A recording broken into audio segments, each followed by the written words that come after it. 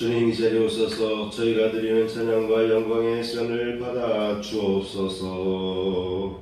아멘. 일어나시고 6장을 부르겠습니다.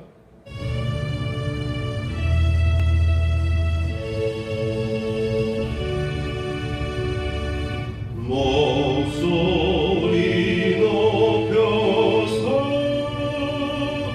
주 찬양하여라.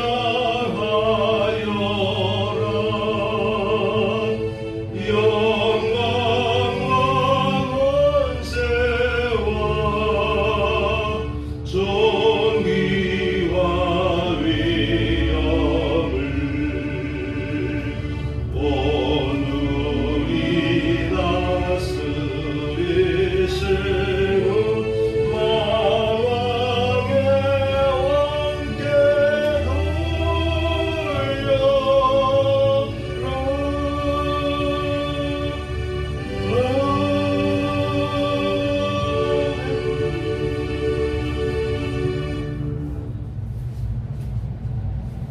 교동문 99번입니다. 아멘. 자리에 앉습니다. 찬송 582장입니다.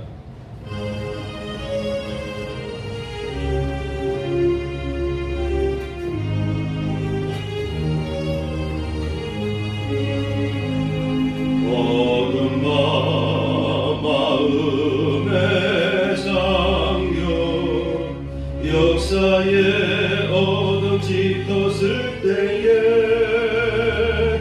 계명선 넘쪽에 밝아 이 나라 여명이 왔다. 고요한 아침의 나라 빛 속에 새롭다. 이상 속에 얽혀 이 땅에 생명 감노아간다. 옥토에 뿌리는 기도 하늘로 줄기같이 솟을 때 가지 엄마를 해요. 그 열매 만민이 산다. 고요한 아침의 나라 일꾼을 부른다. 하늘 씨앗이 되어 역사의 생명을 이어가리. 맑은 샘줄기 용솟아 거칠은 땅에 흘러졌을 때 기름진 푸른 돌판이 눈앞에 활짝 뜨인다. 고요한 아침의 나라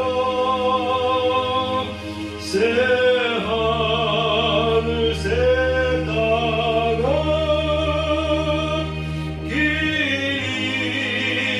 꺼지지 않는 인류의 횃불되어 타거라.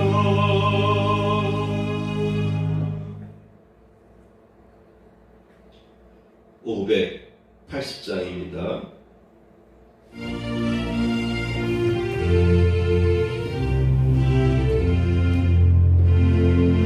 삼천리 건너 금수강 산 하나님 주신 동산 삼천리 건너 금수강 산 하나님 주신 동산 이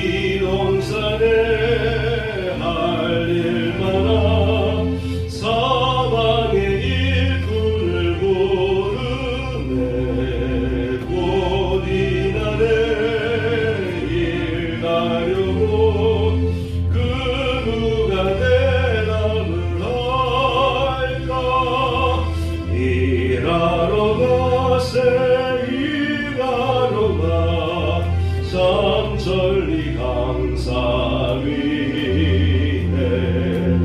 하나님 명령 받았으니 반도 강산에 일하러 가세 삼천리 반도 금수강산 하나님 주신 농산 삼천리 반도 금수강산 하나님 주신 농산 녹색이고 거들 때니 사방의 일꾼을 고르네 곧 이날에 일 가려고 그 누가 대답을 할까 일하러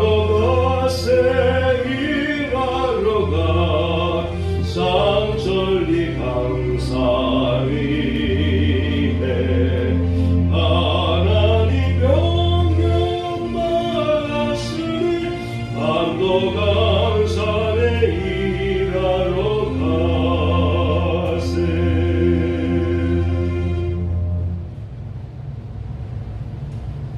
성경 말씀을 보겠습니다. 오늘 말씀은 스바냐 3장 14절에서 20절까지입니다.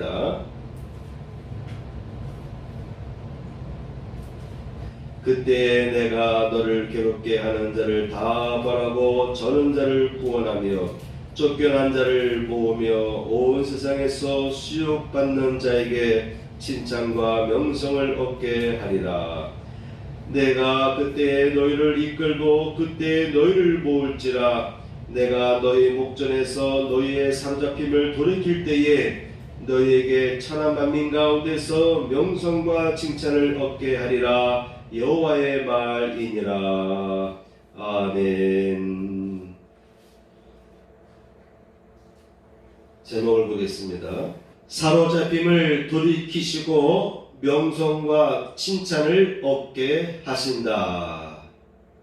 네, 오늘은 사로잡힘을 돌이키시고 명성과 칭찬을 얻게 하신다라고 하는 20절 말씀에서 제목을 정하였습니다. 오늘은 3.1절을 기념하는 주일입니다. 그래서 3.1절과 관계된 말씀을 먼저 전하고 오늘 본문을 함께 나누도록 하겠습니다.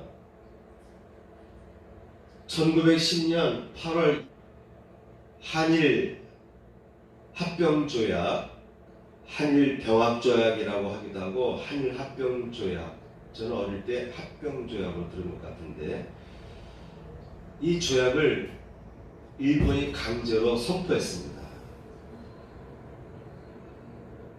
순조죠. 순조는 고종도 마찬가지고 동의하지 않습니다. 동의하지도 않았고 서명하지도 않았는데 일본이 그냥 선포했어요. 그래서 우리나라는 대낮에 눈 뜨고 일본에게 나라를 송두리째 빼앗겼다라고 하는 것이죠. 애국지사들은 나라를 되찾고자 하는 열망으로 눈물겨운 투쟁과 희생의 길을 걸어갔습니다. 그렇지만 일본 제국의 세력은 더욱더 강성해졌습니다. 일본은 중국과 동남아까지 진출했고 나중에는 가까웠던 미국을 상대로 전쟁을 선포했습니다. 그 정도로 세계 2차 대전을 일으킨 데 있어서 독일과 일본이 그만큼 막강한 국력을 갖고 있었다라고 보시면 되겠습니다. 하나님께서 은혜를 주실 때에 정신줄을 놓지 않는 것이 중요합니다. 나라가 아직 멸망하지 않았을 때에 나라를 사랑하고 나라가 바른 길로 걸어가는 것이 중요합니다. 이미 나라를 잃고 난 후에는 하나님의 은혜의 때가 멈추고 나면은요 아주 어려운 공부에 처하게 됩니다. 이미 나라를 잃고 많은 애국지사들이 목숨을 바쳐가면서 희생했습니다. 그야말로 눈물겨운 투쟁을 이어나갔지만 그렇지만 이미 세계를 제패가던 이 일본을 감당할 수가 없었어요. 쫓아낼 수가 없었습니다. 오히려 일본은 더욱 강성해져서 중국까지 치고 들어갔고 동남아까지 진출했습니다. 이미 빼앗긴 이후에는 많은 의병들이 독립군들이 활동하고 목숨을 바쳐서 헌신했지만 희생했지만 그럼에도 불구하고 그런 애국지사들의 도움을 통해서는 나라를 되찾을 수가 없었습니다. 한일 합방이 선포되기까지 과정을 보니까 여러 단계들이 있었더라고요. 고종이 조선 군대를 대한제국군으로 재편성합니다. 그때 보면은 우리나라의 신식 훈련을 받은 우리나라 제국 군대가 있었는데 왜 일본에게 나라를 빼앗겼는가라는 의문이 생기는데 여러 이야기들이 있습니다. 간도 쪽으로 대부분의 군대를 그곳으로 이주시켜서 그래서 경복궁 수도 안에서 수도 내에서 일본군과 대항할 수 있는 힘을 잃은 상태였다라는 얘기가 있더라고요. 갑자기 우리나라 제국군대에 대해서 해산명령이 떨어졌습니다. 1997년도 8월 1일부터 서울 수도권에 있는 제국군대에 대해서 해산명령이 떨어집니다. 그때에 제1연대 일대대장이던 참령 박승환이라고 하는 사람은 군인으로서 나라를 지키지 못하고 신하로서 충성을 다하지 못하면 10,000번 죽어도 애석하지 않다라는 유언을 남기고 본청으로 자살합니다. 자살이 아니라 자결이죠. 권총으로 자결, 권총으로 죽음을 맞이했습니다. 또 같은 연대의 중대장이라고 하는 분도 오의선이라는 분은 칼로 자결을 했다고 합니다. 그러니까 군대를 갖고 있어도 해산명령이 떨어지고 또한 일본의 그 군대와는 싸워 이길 수 있는 여건이 안 된 상황이죠. 그런 가운데 나름대로 군대의 지휘관이던 사람들은 이와 같이 목숨을 버렸습니다. 그 결과로 해산명령을 받았던 제국군대 군대원들이 무기고를 열어가지고 총과 탄약을 들고 일본군과 싸웠어요. 그렇지만 일본군들은 이미 다 그만 발발할 것을 제국군대들이 발발할 것을 대비해서 중요한 요소에 이미 일본 병력을 다 배치했습니다. 일본군에 비해서 숫자가 많지 않고 또 열심히 싸웠지만 탄약이 다 떨어졌어요. 그래서 결국은 여러 사람들이 죽고 또한 부상당하고 그리고 항복할 수밖에 없었습니다. 그런 가운데 서울시 시가리 전투가 있고 난 이후에 그래도 그곳을 빠져나온 사람들이 있었어요. 그 빠져나온 사람들이 전국으로 흩어져서 의병들과 합세합니다. 그래서 우리가 중고등학교 때 역사책들을 보게 되면은 그 군복을 입은 사람도 있고 농민들의 옷 차림으로 있는 사람들, 그런 사람들이 무기를 들고 있는 그런 사진을 봤을 거예요. 일본군과의 시가전 속에서 싸우다가 결국은 그 시가지를 탈출해서 각지로 가서 의병들과 합세해서 일본군과 싸웁니다. 그래도 일본한테 무릎 꿇을 수가 없어가지고 나라를 빼앗길 수가 없어가지고 이건 아니다 생각해서 각지에서 의병들과 투쟁을 했습니다.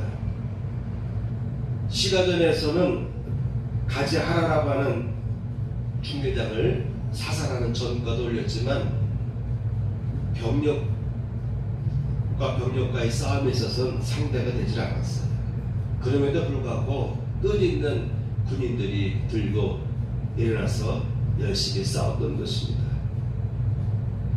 그 이후에 또 계속해서 전국에 있는 군대들을 서서히 하나씩 비밀리에 날짜를 정해놓고 갑자기 해산하는 그런 작업들을 했는데, 그런 낀서를 알고 원주 진위대에서도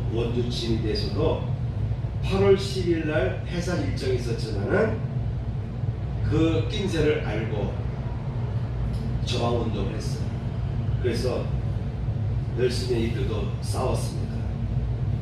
제가 이런 이야기를 왜 하는가 하면은 열심히 나라를 되찾겠다고, 국고를 유지하겠다고, 되찾겠다고 목숨 바쳐서 열심히 싸운 같은 제국군대 이름들도 있었습니다. 상당수가 그렇게 싸웠습니다. 그리고 농민들이 들고 일어나서 나라를 찾기 위한 열망으로 힘써 싸웠습니다. 그러나 나라를 이미 빼앗겼잖아요. 그죠? 그런 단계를 거쳐가면서 나중에는 1910년도에는 한일 합방을 강제로 체결당하면서 완전히 국고를 상실하고 말았습니다.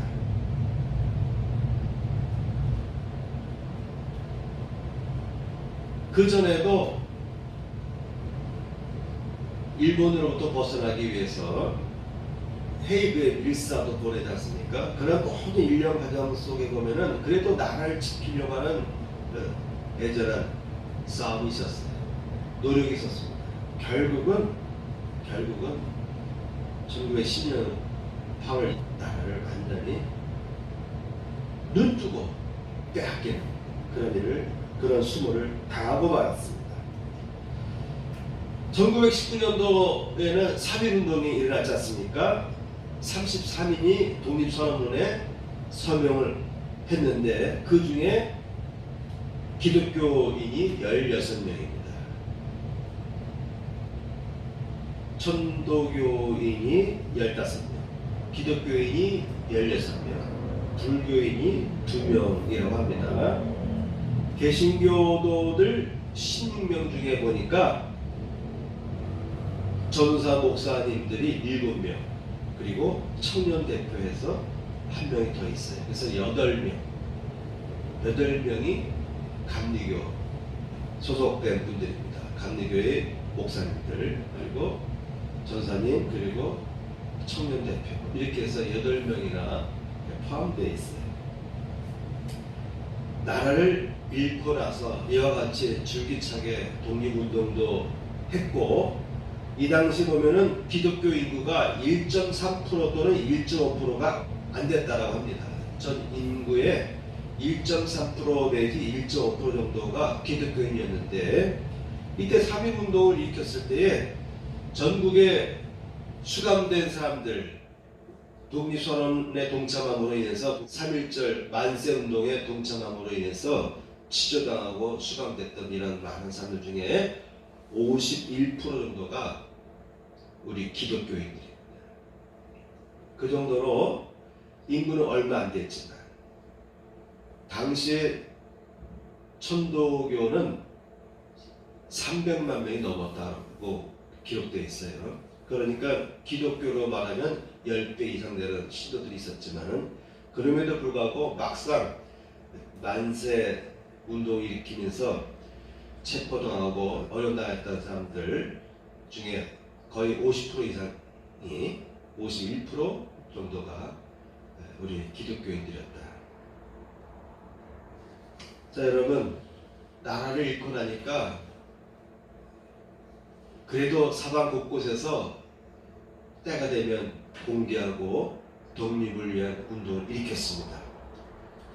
그리고 나서는 또 계속해서 독립군들이 활동을 하지 않습니까? 그렇죠? 독립군들이 활동하면서 국내에서는 귀중품들을, 토지 이런 재산들을 팔아서 몰래 독립군들에게 자금을 지원해주는 참 그런 훈련군들도 많이 있었고, 또한 몸을 바쳐서 훈련을 하면서 일본군과 저항하고 테러를 일으키기도 했던 그런 많은 애국지사들이 있었습니다. 그리고 해방 직전에는 나라를 되찾기 위해서 공수부대 훈련까지 다 해가지고 마지막 비행기 탑승해서 투하되려는 그런 단계까지 훈련이 다 됐던 독립군들도 있었어요. 그래서 이런 독립군들이 이제는 미국의 원조를 받고 미국의 도움을 받아서 훈련까지 다 받고, 그래서 이제 우리나라로 공수부대로 참여해서 나라를 되찾으려고 하는 그런 준비 단계까지 다 갔습니다. 그렇지만 우리나라의 힘으로는 나라를 되찾을 수가 없었습니다. 어느 날 갑자기 8월 15일에 나라를 되찾을 수가 있었습니다. 많은 분들이 희생했지만 그런 희생으로는 일본을 이길 수가 없었습니다. 일본을 쫓아낼 수 없었습니다. 자, 제가 좀 아까 얘기했죠. 은혜의 때에 잘하자. 나라가 망하지 않았을 때에 나라를 바르게 이끌고 가는 것이 대단히 중요하다고 하는 것입니다. 때가 되면 이 죄가 만연하게 되면 나라를 일본한테 뺏기기 전에 보면 우리나라에 동학 운동이 일어났잖아요. 그래서 조선군과 어떤 농민군들이 서로 전쟁을 치열하게 하기도 하고, 그랬다는 의미는 그만큼 나라가 부패하고 썩었다는 거 아니겠어요? 탄광고리들이 활기를 치고 나라가 제대로 잡히지 않을 때에 내적으로는 이와 같이 분쟁이 일어나고, 그러다 보니까 나라는 쇠약해지고 주변에 있던 나라들은 틈만 나면 우리나라를 무너뜨리려고 계획을 했었고 결국은 나라를 잃어버린 것이죠. 지금도 마찬가지입니다. 우리나라가 불과 1년 전만 해도요 수출이 잘 됐잖아요. 그죠? 그래서 세계 수출 세계 7위까지 올라갔다라고 합니다. 군사력도 세계 6위, 일본을 압도하기도 하고 하는 그런 단계까지 갔어요. 그럼에도 불구하고 지금 보면은 수출이 안 되니까 우리나라 경제가 큰 어려움을 겪고 있습니다. 우리나라 주변에는 일본은 항상 우리나라를 향해서 그들의 야욕을 잃지 않고 있어요. 지금도 독도가 자기 땅이라고, 자기 나라 땅이라고 우기고 있지 않습니까? 중국은 중국대로 동북공정을 통해 가지고 우리나라의 모든 역사, 고구려부터 이어지는 모든 역사를 중국에 포함시키려고 하는 그런 못된 짓을 또 하고 있지 않습니까? 주변을 둘러보니까 다 이와 같이 우리나라를 향해서 때가 되면은 나라를 빼앗으려는, 나라를 침략하려는 그런 세력들, 북쪽으로는 또한 북한이 있고, 미국이 우리나라의 강력한 우방국이지만 일본이 우리나라를 함부로 침탈할 수 있었던 것은 미국이 또 협조했기 때문에, 미국은 필리핀 쪽으로 진출하고 일본은 우리나라를 또한 이렇게 침략하는 서로 간에 이와 같은 협력 관계가 있었기 때문에 우리나라가 일본한테 당한 겁니다. 지금은 6.25 전쟁 이후로는 미국이 우리나라의 강력한 우방국이지만 그럼에도 불구하고 우리나라는 한순간도 빈정을 풀 수가 없습니다. 이제는 자국 중심의 자국 이익의 중심의 나라를 펼쳐가고 있기 때문에 어느 나라든 간에 항상 자국의 이익에 불필요하면 외면할 수밖에 없어요. 그렇다면 우리나라는 어떻습니까? 너무나 땅이 좁아요. 여러분 일본만 보더라도 땅이 길쭉해요. 그래서 지금 원자력 발전소에서 방사능이 누출되고 있지만도 그렇지만 또 북쪽으로 쭉 이어지는 국토가 있기 때문에 그래도 괜찮은데 우리나라는 너무나 작잖아요. 서해안에도 원자력 발전소가 많이 있고 또한 경상도 지역 부산에서부터 울진까지 많은 원자력 발전소가 있어서 어느 한 곳에서 문제가 생기면요 참으로 우리나라는 회복하기 힘든 그런 위치에 있어요. 전쟁 나면 어떻게 됩니까? 폭탄이 발전소에 떨어지면 어떻게 되겠어요? 그러니까 우리나라는 전쟁이 일어나서는 안 되는 것입니다. 전쟁이 일어나서는 안 되는 거예요. 전쟁이 발발하면 어떻게 하든 간에 싸워 이겨야 되겠지만 목숨 바쳐 싸워 이겨야 되겠지만 그러나 이미 전쟁이 일어나면 우리나라는 매우 힘들어지는 단계로 다시 추락하고 마는 것이죠. 그래서 이때일수록 우리나라는 잘 정신 차리고 국민들도 깨어나서 또한 정치하시는 분들도 정치를 잘해서 어느 한 나라를 기분 상하게 하면 안 되는 거예요. 미국을 또한 등대도 안 되고 또한 중국에게도 함부로 또 이렇게 또 적대 관계를 해서도 안 돼요. 왜냐하면 우리나라 수출의 한 20% 정도가 중국에 수출하고 있다고 합니다. 일본과 미국에 보내는 수출액보다 중국에 보내는 수출액이 더 크대요. 그러니까는 지금 우리나라 적자가 나타나는 이유는 중국에 대한 수출에서 적자가 발생합니다. 그러니 경제적으로도 어느 한 나라와 원수관계를 지게 되면 그게 다 연결되어 있기 때문에 경제적인 위기를 당하게 돼요. 또 군사적 위기를 당하게 되기 때문에 이 조그만 땅덩어리에서 정치하시는 분들이 정치를 잘해야 되고 국민들도 정신을 똑바로 차려야 됩니다. 일본한테 우리가 함부로 할 수 있는 단계가 된 것 같아요. 그렇죠? 일본이 우리나라를 제재하려고 반도체 만드는 그 원료들을 그들이 차단시켰지만 다시 다 그걸 우리 스스로 이겨나가지 않습니까? 그리고 여차하면 이겨 나가면은 일본보다 우리나라가 이 앞설 수가 있는 그런 단계까지 왔어요.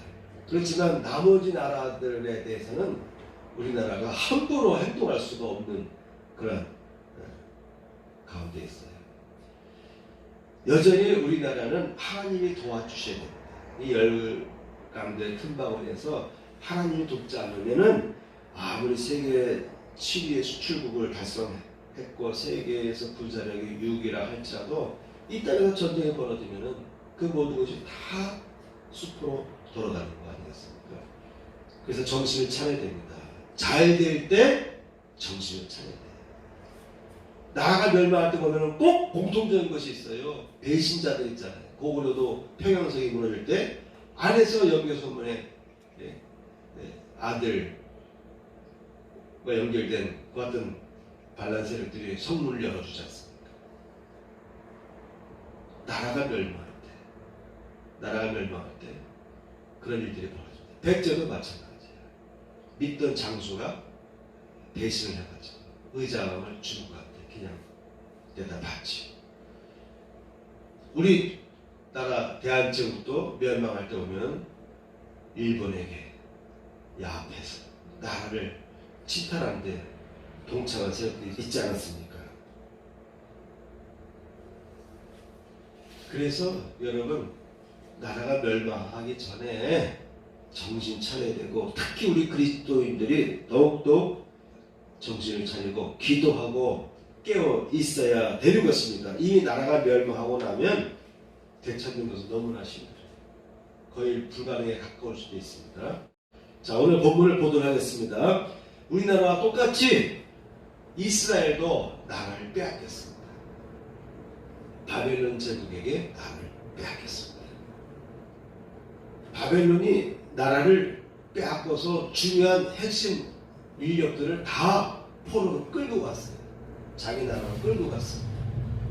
그래야 이스라엘 내에서 저항운동을 일으킬 수 없기 때문에 핵심 멤버들을 다 포로로 끌고 갔어요.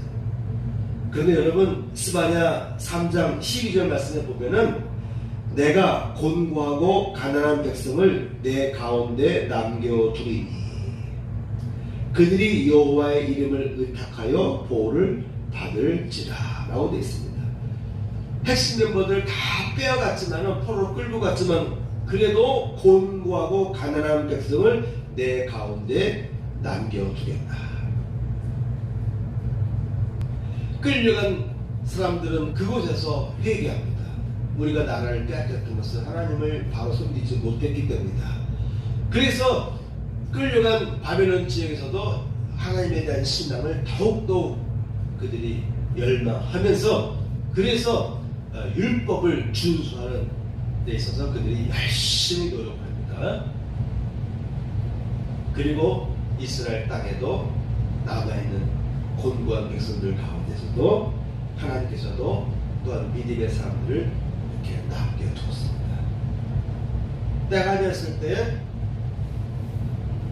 바벨론 제국이 바뀌어서 페르시아 제국이 됐고 페르시아 제국 때에 포로로 끌려갔던 사람들이 1차, 2차, 3차를 거쳐서 돌아왔어요. 그래서 다시 이스라엘을 재건하기 위한 운동이 일어났습니다. 오늘 본문은 이와 같이 다시 이스라엘이 재건될 것이다 라고 하는 희망의 메시지를 담고 있습니다.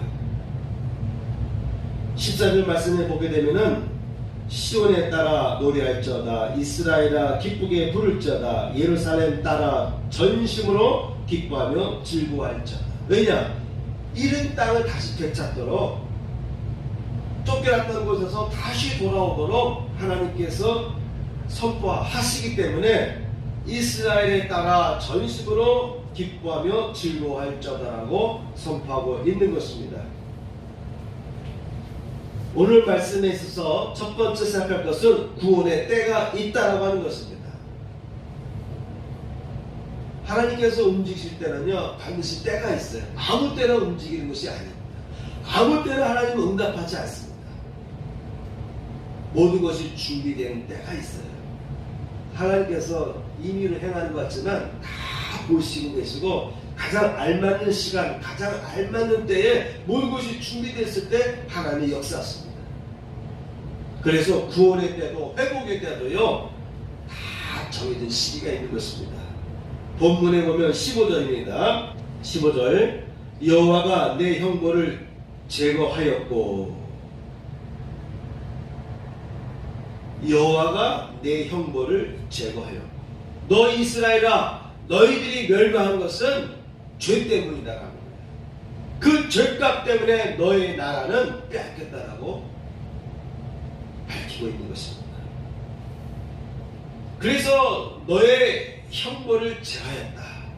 이제 너희들이 죄값을 다 치렀기 때문에 이제는 너희에게 회복해도 되겠다라는 때가 되었기 때문에 너희들이 수감될 날짜를 채웠기 때문에 이제는 내가 너희들의 모든 죄를 다 제거해줬다. 형벌을 제거해줬다. 이렇게 하나님은 선포하고 있는 것입니다. 여러분,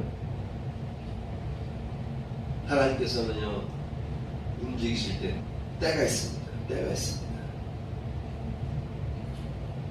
그리고 움직이실 때 하나님께서는요 또한 사람들을 예비했습니다. 준비했습니다.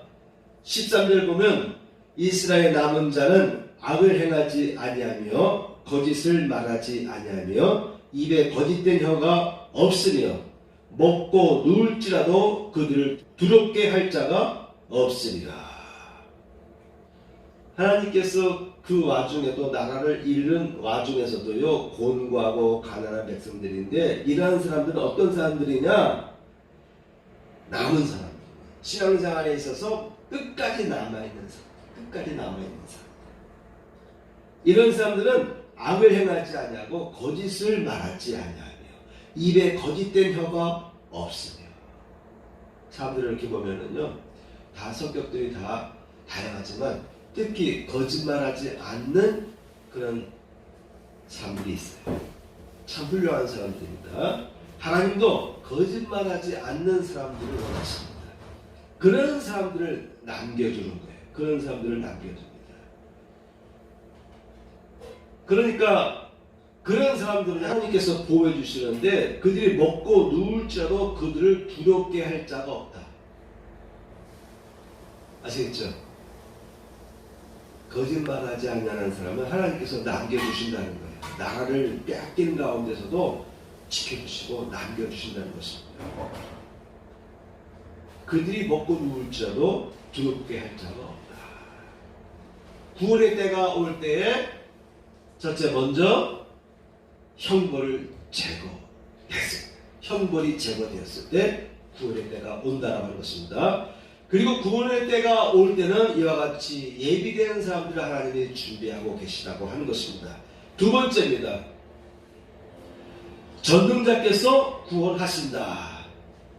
스가랴서 4장 6절에 보면은 이는 힘으로 되지 아니하며 능으로 되지 아니하고 오직 나의 신으로 되느니라 라는 말씀이 있습니다. 세상의 일들을 보게 되면요 사람의 힘으로 되는 것들이 많아요. 그렇죠? 우리 일상의 모든 것을 보면은 거의 사람의 힘으로 의지로 행해지는 것이죠. 그렇지만은 사람의 힘으로 되지 않는 것도 있다라고 하는 것입니다. 하나님의 신으로만 하나님께서 움직이셔야만 되는 것들이 있습니다. 서두에서 얘기했듯이 우리나라가 광복을 맞이했던 것은 우리 독립군들에 의해서 된 것입니까? 아니죠. 어느 날 갑자기 일본이 패망당하면서 이 땅에 광복의 날이 도래한 것입니다. 하나님께서 이 나라를 회복시켜 주셨다라고 저는 믿습니다. 많은 그리스도인들이 독립을 위해서 희생하고 애쓰고 기도했고 그런 기도들 때가 되니 하나님께서 마지막까지 남겨둔 사람들이 다 준비되고 나니까 하나님께서는 이 땅에 일본을 무너뜨리시고 오늘 갑자기 나라가 주권을 회복하게 되었던 것입니다. 그래서 15절 말씀에 보면은 내 원수를 쫓아냈으며 라고 되어 있습니다. 내 원수를 쫓아냈으며 이 땅에 있던 일본인들을 하나님께서 쫓아내 주셨습니다. 그때 너를 괴롭게 하는 자를 다 벌하고 너를 괴롭게 하는 자들을 내가 다 벌하였다. 하나님께서 구원하실 때는요 내 원수를 다 쫓아내시고 그동안 너를 괴롭게 했던 자들을 또 하나님께서 벌하십니다. 일본이 벌받았잖아요. 히로시마의 원자탄이 터지면서 그들이 즉시 항복을 했고 여지껏 일본은 자국 군대를 세울 수가 없어요. 그래서 자위대 외국 군대가 쳐들어오면 외국이 쳐들어오면 자기 나라를 지킬 수밖에 없는 자위대이기 때문에 그들은 남의 나라를 향해서 미사일을 쏠 수가 없어요. 침공 받을 때 자기 나라를 지키기 위한 그런 군대밖에 소유할 수가 없습니다. 그래서 일본이 자꾸 이와 같은 헌법을 바꿔서 해외로 진출하려고 남의 나라를 침공할 수 있는 기회를 지금 그렇게 툭하고 있는 거 아니겠습니까? 너를 괴롭게 하는 자를 다 벌하고 세 번째 저는 자를 구원합니다. 하나님께서는 저는 자를 구원하십니다. 여러분 우리나라가 32년 동안 일본에게 강탈을 당했잖아요. 이제 자원은 자원대로 쌀은 쌀대로 다 전쟁 자금을 내기 위한 것으로 쌀도 그냥 일본이 가져가고 천이고 뭐고 이런 것들 비구 만들라고 무기 만들라고 다 그들이 가져가고 광복을 맞이했지만 우리나라에 남은 게 뭐가 있겠습니까? 그렇죠? 네. 아무것도 없어요. 그래서 우리나라는 저는 자의 모습입니다. 이미 독립이 됐는데 우리가 스스로 나라를 지켜나갈 수 있는 그러한 기반이 거의 없는 상태. 그럼에도 불구하고 하나님은 저는 자를 통하십니다. 내가 그때에 너희를 이끌고 그때에 너희를 모을지라. 하나님이여 여러분을 이끌어 주시고 하나님이 이 나라를 이끌어 주시고 그때에 너희를 모을지라. 독립운동하기 위해서 중국과 러시아 지역으로 가서 활동하던 독립군들이 결국은 나라가 광복이 되니까 많은 사람들이 돌아왔어요. 그런데 돌아오지 못하는 사람들이 많죠. 또한 그죠? 돌아오지 못하고 남아있던 사람들, 지금의 중국에 있는 조선족들, 물론 고구려 때부터 살던 우리 독도들도 있지만 광복절 이후에 북한이 가로막고 있으니까 넘어올 수가 없는, 그래서 중국에 그대로 머물게 된 동포들도 많이 있고, 또한 러시아를 도와서 일본과 저항하던 많은 우리 독립군들 가족들이 공산주의가 발생하면서 어떤 우리 그 동포들 저 먼저으로 중아시아적으로 이주시켰고, 그래서 많은 분들이 고국으로 돌아왔지만 또한 돌아오지 못한 사람들도 많이 있습니다. 미국에서도 돌아오고 세계 곳곳에서 나라가 광복을 맞이하니까 세계 곳곳에 있던 우리 동포들이 돌아왔지만 그럼에도 불구하고 못 떠나온 분들이 많이 있었습니다. 내가 그때 너희를 이끌고 그때 너희를 모을지라. 이스라엘 땅으로 남은 자들을 이제 정신 차리고 믿음의 길을 걸어갈 수 있는 사람들을 모으시겠다고 하는 것입니다. 그래서 저는 자를 구원하며 쫓겨난 자를 모으신다는 것이죠. 누가요? 하나님께서 모으신다. 저는 자입니다. 힘이 없고 스스로의 힘으로는 제대로 똑바로 걸어갈 수 없는 저는 자의 상태에 있던 사람들, 쫓겨났던 사람들을 하나님께서 돌아오도록, 이스라엘 땅으로 돌아오도록 다 이끌어 주셨습니다.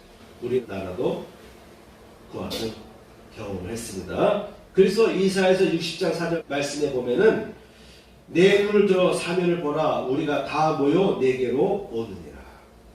내 아들들은 원방에서 오겠고 내 딸들은 안기워 올 것이라.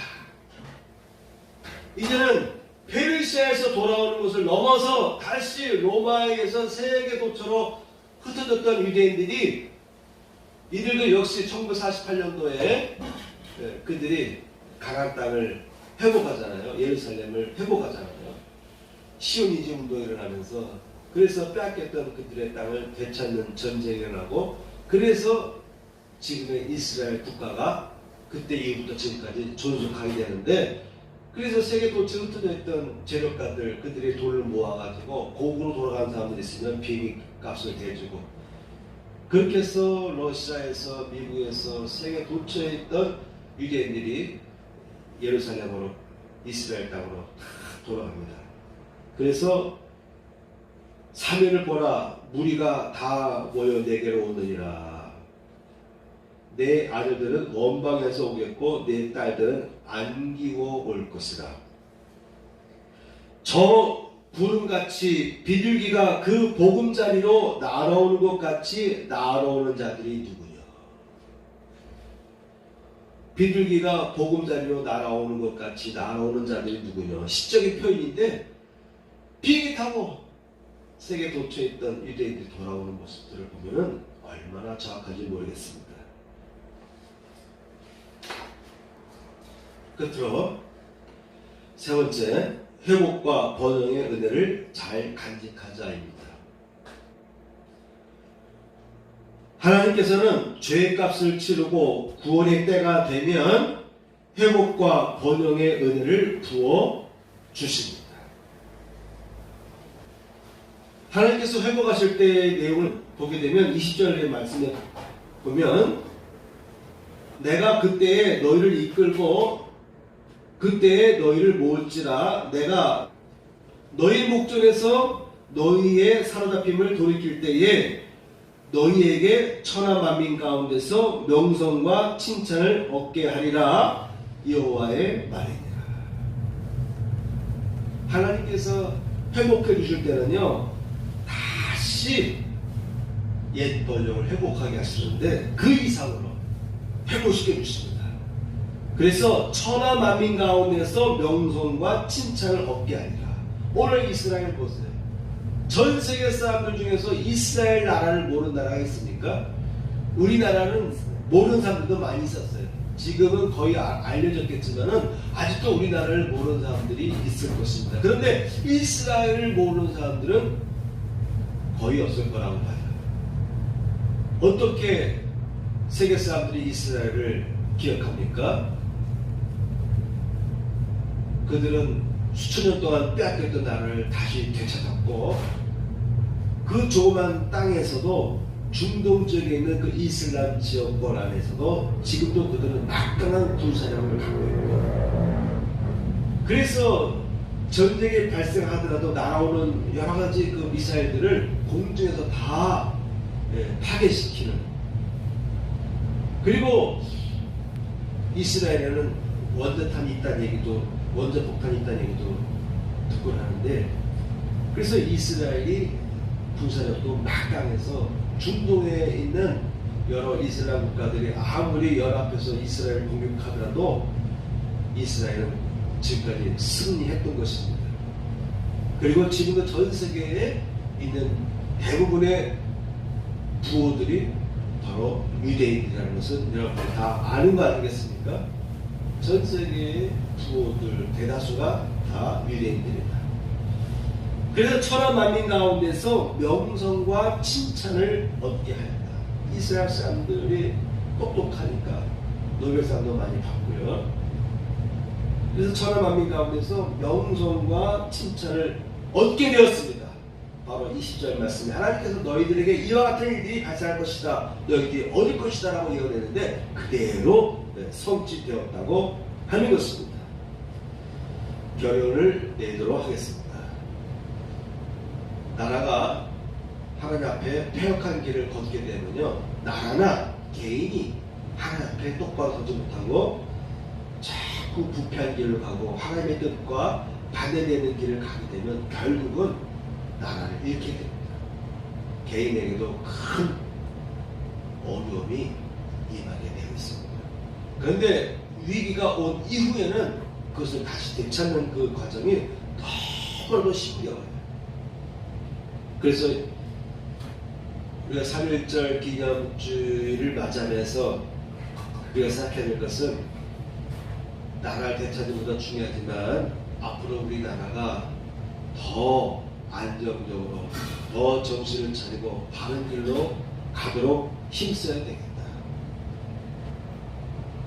공산 영화 중에 보면은 스타워즈라는 영화 있잖아요. 영화 보면은 되게 전쟁 영화잖아요. 1차 대전 영화, 2차 대전 영화, 전쟁 영화를 보게 되면은, 그러다가 이제는 그 냉전 시대는 스파이들의 활동이 활발하다 보니까 007 뭐 그런 첩보 영화들이 나오잖아요. 그죠? 미국과 영국 중심에 있는 그 어떤 첩보원들의 스파이들의 활동과 또 소련과의 그 여러 가지 긴장 관계. 그러다가 이제는 무대가 어디로 바뀌냐면은 스타워즈 같은 영화가 나옵니다. 그 내용을 보면은 어떻게 보면 나는 좀 지루해요. 왜냐? 내용은 똑같아. 싸우고 뭐 술수를 부리고 하는 내용들은 거의 똑같은데 장소만 바뀌었어요. 예전에는 지구촌에서 소련과 미국이 유럽과 소련 사이에 여러 가지 같은 스파이 보내고, 또한 1차 대전, 2차 대전 이런 일들이 벌어졌는데, 스타워즈 보면은 지구뿐만 아니라 우주에 있는 여러 행성들 가운데서도 여러 연합이 형성되고, 거기서도 또 악한 세력이 나오고, 그래서 악한 세력의 침공이 있고 그걸 막아내는 그런 내용들이 나오잖아요. 그래서 저는 좀 지루하다, 진부하다라고 생각했어요. 근데 요즘에 보니까 그게 그렇게 진부한 것 같지 않아요. 역사는 항상 반복되더라고요. 고구려 시대부터 나라가 멸망하는 모든 과정을 보게 되면요, 늘 부패하고 또한 내부에서 반란 세력들이 있고, 그래서 나라가 무너지기도 하고요. 자, 이제는 전 세계가 다 민주국가가 되어가니까 오죽하면 소련조차도 러시아로 개명하고 민주국가로 그들이 탈바꿈 하지 않습니까? 어쨌든 푸틴도 선거를 통해서 당선된 거예요. 중국, 베트남, 북한 이런 몇 나라를 빼고는 대부분의 나라들이 민주적인 방법을 통해서 나름대로 선거를 합니다. 그런데도 여차하면 또 독재자들이 나옵니다. 민주국가 안에서도 독재자들이 나와요.